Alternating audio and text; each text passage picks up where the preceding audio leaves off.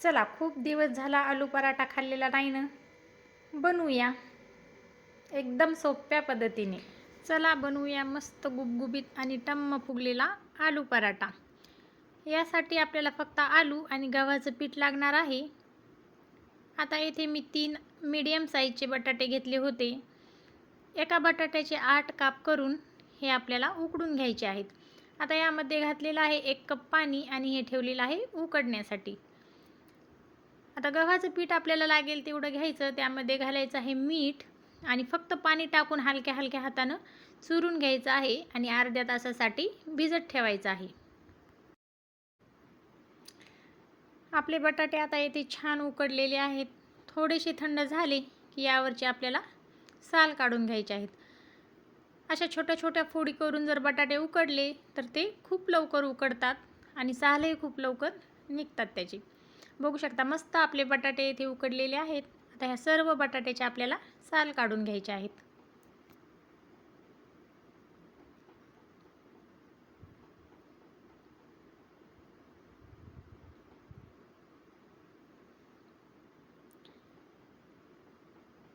येथे आता सर्व बटाट्याचे साल काढून घेतलेले आहेत. आता ह्या बटाट्याला फोडणी देण्यासाठी आपण एक कांदा कट करून घेतलेला आहे, जे की खूप बारीक कट केला आहे. त्यासाठी घेतलेला आहे एक आल्याचा तुकडा, 8-10 लसणाच्या पाकळ्या, थोडीशी कोथिंबीर आणि एक कढीपत्त्याचं पान. 4-5 हिरव्या मिरच्याही घ्यायच्या आहेत आणि हिरव्या मिरच्यामध्ये 1-2 लाल मिरच्या असल्या तर त्याही घ्यायच्या. त्यामुळे पराठा आपला खूप छान दिसतो, त्याला छान कलर येतो. आता हे मिश्रण मी सर्व वाटून घेतलेलं आहे. कांदा कापून घेतला आहे, कोथिंबीर कापून घेतली, आलं लसूण ठेचून घेतला आहे, कढीपत्ता कापून घेतला आहे, लाल हिरवी मिरची कुटून घेतली. आता बटाटा फोर्कच्या साहाय्यानं पूर्ण मॅश करून घ्यायचा आहे. हलकासा गरम आहे त्यामुळे फोर्कच्या साहाय्यानं पहिले मॅश करून घ्यायचा आहे. नंतर आपण हाताच्याही साहाय्याने त्याला कुस्करून घेऊ शकतो.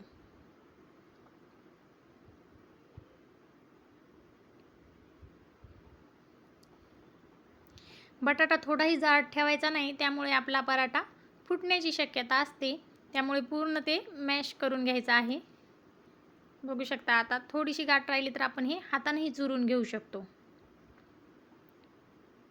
पुरणपोळीचं पुरण जसं आपण बारीक करतो तसं याचंही मिश्रण आपल्याला हे बारीक करून घ्यायचं आहे. बघू शकता एकदम आपला बटाटा पूर्ण मॅश झालेला आहे. आता याला आपण हलकी फोडणी घालणार आहोत. त्यासाठी कढईमध्ये 1 चमचा तेल घातलेला आहे. तेलामध्ये जिरे मोहरी तडतडली की कांदा हलकासा गुलाबी रंग येईपर्यंत परतून घ्यायचा आहे. खूप जास्त परतवायचा नाही, हलका गुलाबी रंग येईपर्यंत आपण याला परतून घेणार आहोत.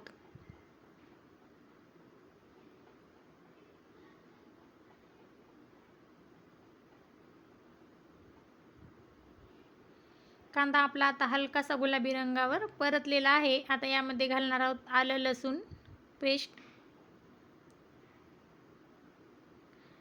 त्यानंतर हिरवी लाल मिरची कुटून घेतलेली, कढीपत्ता बारीक कापून घेतलेला, हे पण थोडा वेळ छान तळू द्यायचं आहे. हे छान तळलं की यामध्ये घालायची आहे हळद. हळद थोडीशी जास्त घालायची, त्यामुळे बटाट्याच्या भाजीला छान कलर येईल आणि त्यामुळे पराठाही खूप छान दिसेल. आता चवीपुरतं मीठ घालून याला व्यवस्थित मिक्स करून घ्यायचं आहे. पूर्ण जिन्नस एकजीव होत नाहीत तोपर्यंत आपल्याला याला हलक्या हाताने मिक्स करून घ्यायचं आहे.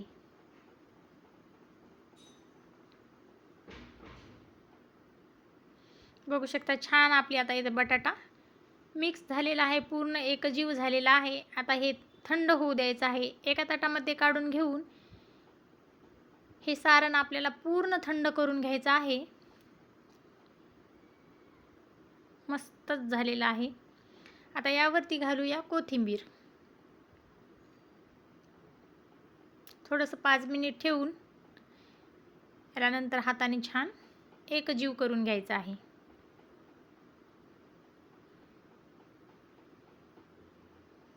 छान आपल्या इथे सारण तयार झालेलं आहे. मुलांच्या खूप आवडीचं आहे, मुलांना खूप आवडतो आलू पराठा. मस्त आता आपल्याला जेवढ्या आकाराचे गोळे हवे आहेत तेवढे अगोदर करून घ्यायचं, म्हणजे पुन्हा पुन्हा हात भरवायला नको.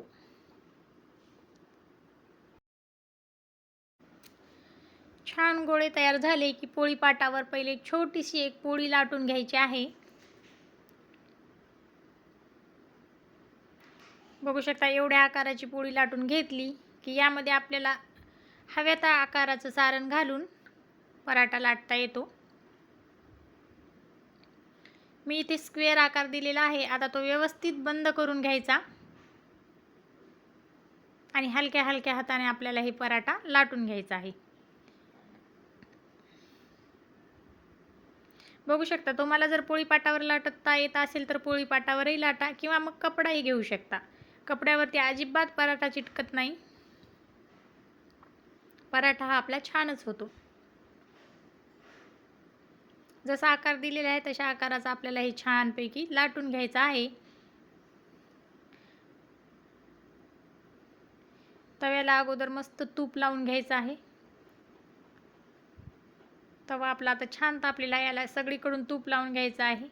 त्यावर घालायचा आहे आपल्याला तयार केलेला पराठा.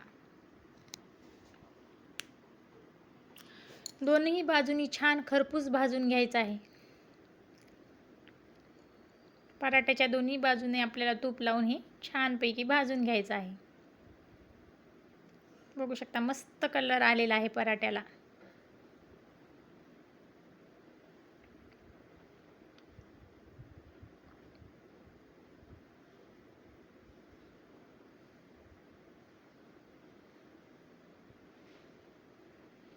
छान उलटण्याच्या साहाय्याने त्याला दाबून मस्त असा खरपूस भाजून घ्यायचा आहे आपल्याला हे पराठा.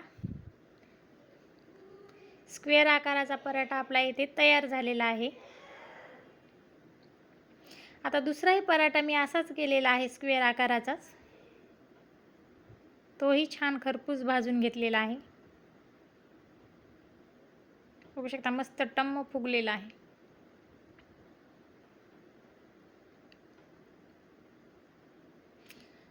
आता आपण बनवूया सर्कल आकाराचा. त्यासाठी थोडंसं गोल हातावर करून घेतलेला आहे आणि त्यामध्ये एक सारणाचा गोळा घातलेला आहे. आता तो मध्ये व्यवस्थित बंद करून घ्यायचा. एक्स्ट्राचं पीठ काढून घ्यायचं आणि हे पण छान असं आपल्याला स्क्वेअर आकारामध्ये लाटून घ्यायचं आहे. आपल्या पराठ्याला पूर्ण सारण भरलेलं आहे. एकदम अगदी काठोकाठ आणि भरपूर सारण घालून आपले हे पराठे येथे तयार झालेले आहेत.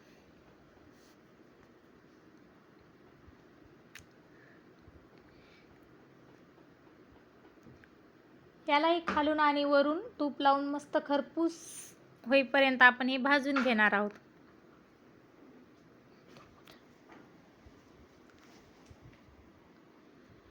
छान आपला हाही पराठा भाजून झालेला आहे. बघू शकता मस्त कलरही आलेला आहे. चला तुम्हाला जर आलू पराठ्याची रेसिपी आवडली असेल तर व्हिडिओला लाईक करा, शेअर करा आणि चॅनलला सबस्क्राईब करा.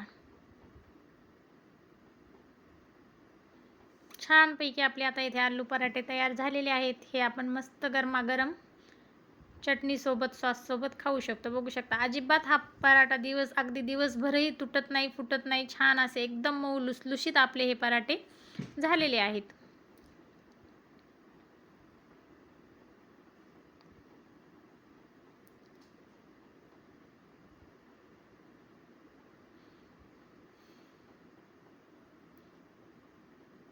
बाय.